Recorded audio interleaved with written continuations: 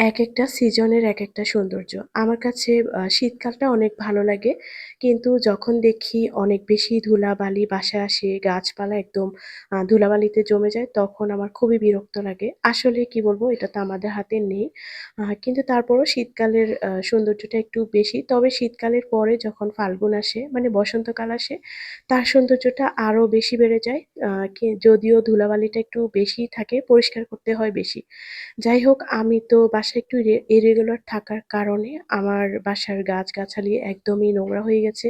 তো মাঝে, মাঝে একটু কয়েকটা নিয়ে পরিষ্কার করে নিই। আজকেও কয়েকটা নিয়ে তারপর পরিষ্কার করে নিয়েছি।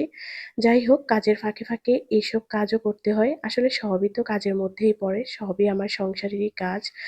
তো কাজবাজ করে একটু রান্নাবান্নাতে চলে এলাম। হ্যালো এভরিওয়ান, আসসালামু আলাইকুম। তোমরা কেমন আছো?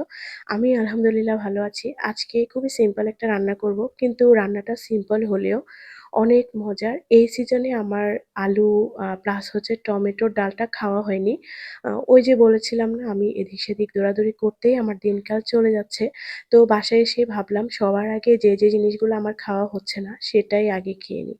সেজন্যই আজকে আমি আলু প্লাস টমেটোর একটা মিক্সড ডাল রান্না করব। টমেটোর খাঁটা তো আমরা জানি। কিন্তু এটার মিক্সড একটা ডাল আছে যেটা নতুন আলু দিয়ে করা হয়। আমরা বাসায় করে থাকি। যদিও এবছর করা হয়নি, সেটা আজকে আমি করে নিচ্ছি। আর এটার জন্য আমি আলু আর টমেটো বেশি করে দিয়ে সামান্য হলুদ, রসুন আর লবণ দিয়ে সিদ্ধ করতে দিয়েছি। এর ফাঁকে আমার কিছু শিমের বিচি এনেছিল, সেটাও আমি ভিজিয়ে রেখেছি। ওটা আমি ইনশাআল্লাহ নেক্সট ডে তে করব। এই তো সেদ্ধ হওয়ার পর এগুলাকে আমি একদম ম্যাশ করে নিবো। অনেকটা আলু ঘাটে যেভাবে করে ঠিক ওভাবে। আর এই যে টমেটোর খোসাটা আমি ছেড়ে নিচ্ছি। আসলে একদম ম্যাশ না করলে এটা খেতে ভালো লাগে না। আ মানে অনেকটা ডাল টাইপের হতে হবে। এই তো সাথে আমি টমেটো যা লাগে, সরি টমেটো না, কাঁচামরিচ, ধনিয়া পাতা আর বাগার দেওয়ার জন্য আমি এখান দিয়ে হচ্ছে রসুন, আ পেঁয়াজ এগুলো সব কুচি করে নিচ্ছি। আজকে আসলে আমি এটাই রান্না করব। আমার বাকি আর কোনো রান্না নেই। কারণ আগে থেকে রান্না কিছুটা করা আছে। কিছুটা করা নেই, আসলে আম্মা আসার সময় অনেকখানি মাংস দিয়েছিল, সেটাই আছে। তো এদিক দিয়ে আমি বাগারটাও রেডি করছি। রসুন, পেঁয়াজ আর একটা শুকনো মরিচও দিয়েছি। আর যে রান্নাটা করেছিলাম টমেটো আর হচ্ছে আলু দিয়ে, সেটা দিয়ে দিয়েছি। সাথে দিলাম হচ্ছে ধনিয়া পাতা। এটা এত মজার একটা ডাল।